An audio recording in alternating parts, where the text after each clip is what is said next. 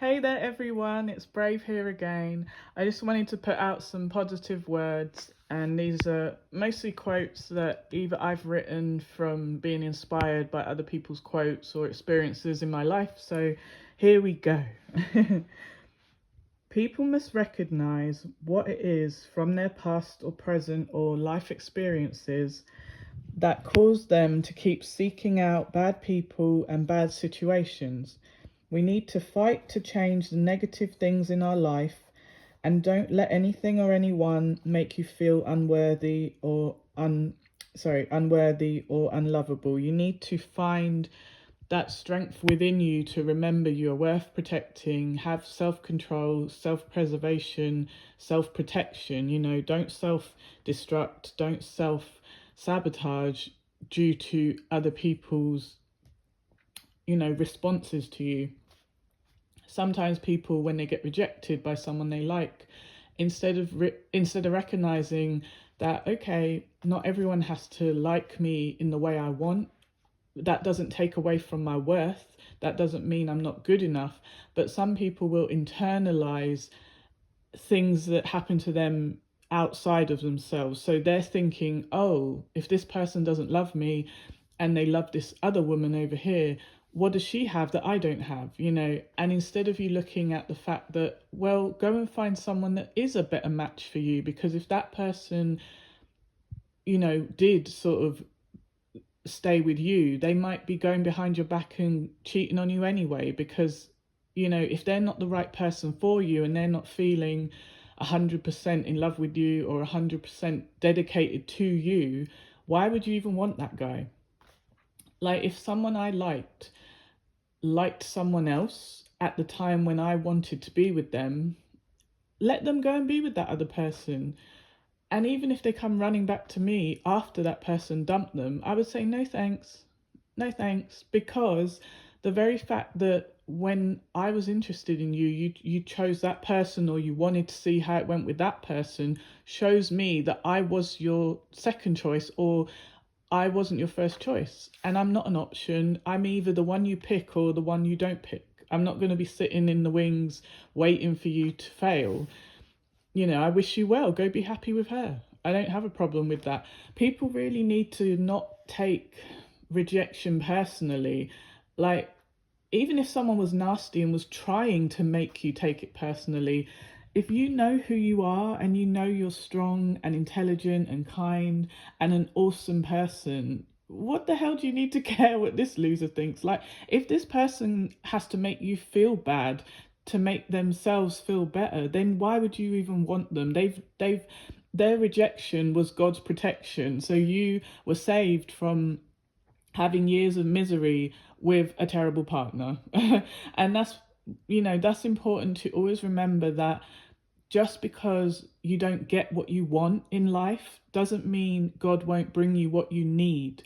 There's a lot of women I know who would pick a guy who seems like the life and soul of the party, who doesn't want to stay at home, who always wants to be out having fun at parties. But he will be the guy who will cheat on you. He will be the guy with the alcohol and drug problem. He will be the guy picking up STDs and getting women pregnant and, behind your back, and people will know about it and it will be embarrassing for you. But then the person who would treat you well maybe wouldn't want to go to loads of parties, maybe wouldn't want to be out and constantly, around negative energies, low vibrational energies, who are getting drunk and pissing on themselves and can't even get themselves home and vomiting all over themselves. Like, who wants that when you're a grown person?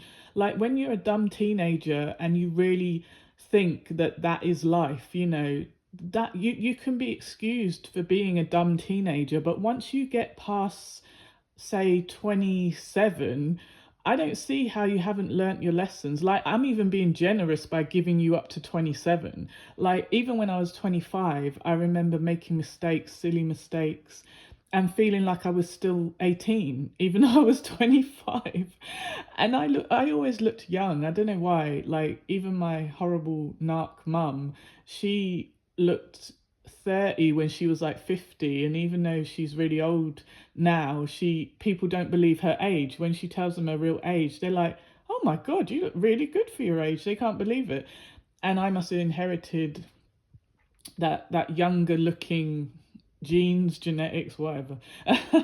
But like, I'm not too bothered if I start wrinkling and getting tons of grey hair. Who cares? Like, this human vessel, this human vehicle is not the real you. The real you is your spirit inside of you, your soul, you know, your energetic body. The true you is going to leave this human vessel when you die and go home. You know, it's like, yeah, it's weird, isn't it? How people are so obsessed with changing and altering the human vessel to please strangers they don't even know. Like, they want to go on social media and put up a load of stupid photos for strangers. Like, this isn't even for their guy.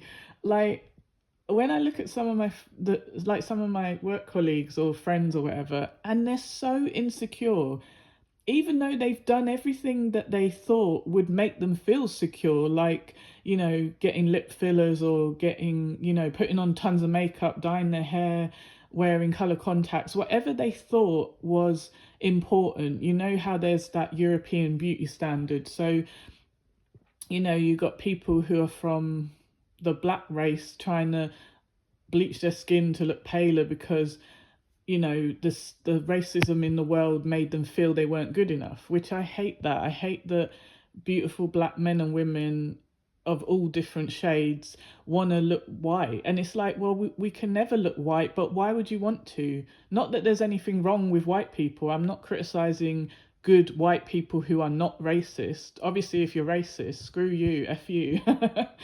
But, you know, but it's like, it's just weird how you've got like people from China and Korea wanting to look white, you know. And when I say white, I mean like Irish white, Scandinavian white, blue eyes, you know, blonde hair, ginger hair, you know, straight hair, you know. But yet they've got straight black hair, but then they want to dye it different colors. They want to like make their skin paler. They want to make their eyes, they're not proud of their oriental shaped eyes, which are obviously narrower than people from Europe or Africa. But yeah, it's just really sad to see how much people allow the world to convince them to damage themselves. They're literally chopping off pieces of themselves, allowing cowboy surgeons who aren't even fully trained to stab them with suction, you know, things and take out all the fat, you know, like it's happening here in England a lot more, where people are going abroad to get plastic surgery and then they're dying. They're dying on the operating table. They'll go to, what is it, Turkey or, oh, excuse me, sorry. I can't remember the other places, but Turkey, I think, has had a lot of press lately on the news where British people, whether they were white, black, whoever, had gone over there and had tried to get, I don't know, like, what do you call it? Is it the lap band or the gastric bypass? Whatever they do to make your stomach smaller so that you lose a ton of weight, or if it's plastic surgery, nose jobs, or other stuff, whatever it is. And it's obviously more cheaper in certain countries, a lot cheaper compared to the UK and America, I think. And so instead of them just learning to love themselves, learning to make the best of whatever they have, you know, or go to the gym, or don't eat tons of fatty, disgusting foods that are just clogging up your arteries and storing fat on your body, they're so lazy that they would risk their life and waste a ton of money to go fly to another country and pay still a lot of money to these cowboy surgeons, and the stuff is in another language, so they're signing paperwork that's not even in their language. They don't even have a translator. The person who is talking to them, I assume, will have to speak some English, but you're looking at a piece of paper that's not even in English. Or even if they typed an English version for you, how do you know they're qualified surgeons? Even in England, we have had instances where there were some women from the Philippines who had fake, they had paid like some money in their country to get fake nursing degree certificates that looked exactly like the British a School of Nursing completion of training certificate. So they had no nursing training and they showed up in the UK from the Philippines. This is just a regular person, never been to any type of training, not even a first aider, can't even give you CPR or the kiss of life, nothing, can't even bandage you.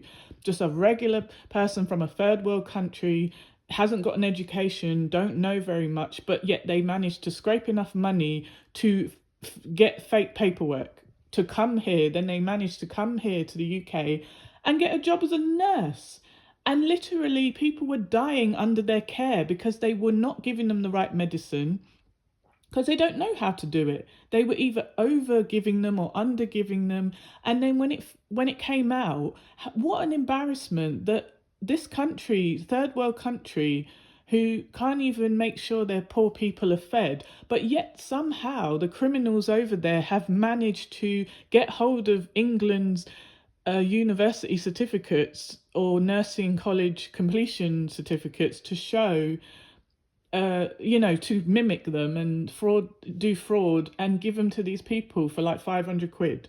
Like, I couldn't believe it. So people have lost their lives now and lost their family because the world is so weird and messed up that people were doing these weird things. And it's just strange because me as a good person, even if I could go and get for like 200 quid, I don't know, a degree to show I'm a lawyer or whatever, I don't know, law degree, if I'm not a lawyer and I go and try and defend people and I don't do my job, shouldn't I feel bad?